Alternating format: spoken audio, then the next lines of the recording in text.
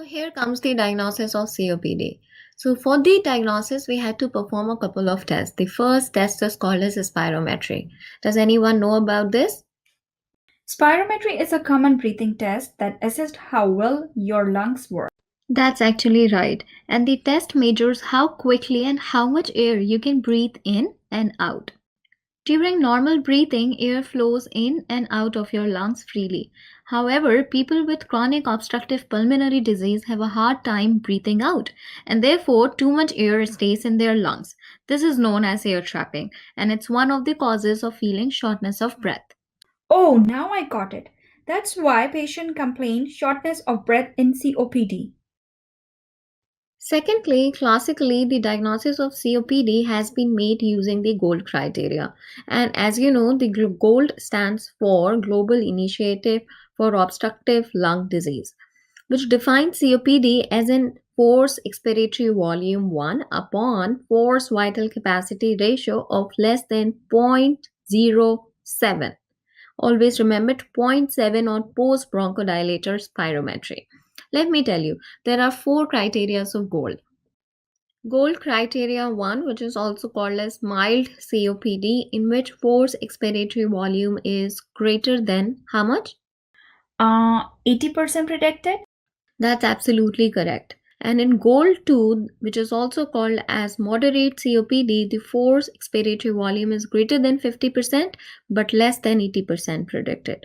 Then in Gold 3, which is also known as severe COPD, the forced expiratory volume is greater than 30% but less than 50% predicted. And in Gold 4, which is also called as very severe COPD, the forced expiratory volume is less than 30% predicted. Now let's see that what is forced expiratory volume. Before I proceed, does anyone wants to try that what is forced expiratory volume? No? Okay. So forced expiratory volume measures how much air a person can exhale during a forced breath. The other most important tests include pulmonary function test. And the pulmonary function tests are the tests that is required to know the airflow obstruction and the destruction of the lung tissue. They actually tell you the lung size and the airflow. So the pulmonary function test include two major tests. One is the spirometry that I have already discussed, and the other test is called as lung volume test. Basically, there are four volumes of the lung, which is called as expiratory reserve volume, tidal volume, residual volume, and inspiratory reserve volume. Let's look them in detail. What is expiratory reserve volume? Uh, Air that can be inhaled. No, that's not right. Basically, it is the volume of the air that can be exhaled forcefully after exhalation of normal tidal volume. And the normal adult value is about 700 to 1200 milliliters. The expiratory reserve volume in COPD or emphysema is decreased. Now comes the tidal volume. The tidal volume, it is the amount of air that can be inhaled or exhaled during one respiratory cycle. Can you tell me the amount of it? Yes, it's about 300 to 500 milliliters. Well, that's absolutely correct. And moreover, you guys must be wondering that what happens to the tidal volume in COPD? Well, it is increased, okay? Residual volume. It is the volume of air remaining in the lungs after maximal exhalation, and the normal adult value is average at 1200 milliliters. Okay, you tell me that what happens to the residual volume in COPD?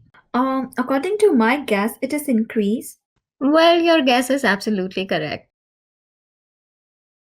Inspiratory reserve volume. It is the amount of the air that can forcibly inhaled, not exhaled, okay?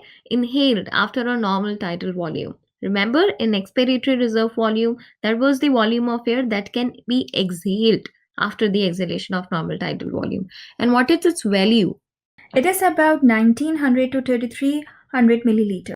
Good job. That's absolutely right. And what happened in COPD? The inspiratory reserve volume is reduced. Always remember it.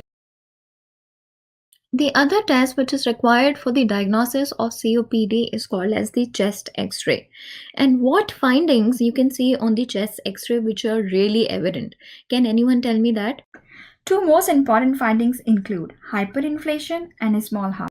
That's really awesome. But not only small heart or hyperinflation is seen, but there is also hyperlucency and the flattening of the diaphragm with the bullous changes that can be easily seen in the lung parenchyma. Computed tomography. It's more sensitive than the plain radiography or the chest x ray. Why? Because it allows for a more detailed evaluation of the lung parenchyma and the surrounding structures. Computative tomography is useful in assessing the distribution of emphysema, okay, in the patients with COPD. The other test that is offered is called as the echocardiography. Can you tell me what is echocardiography? Echocardiography or echo is a painless test that uses sound waves to create moving pictures of your heart.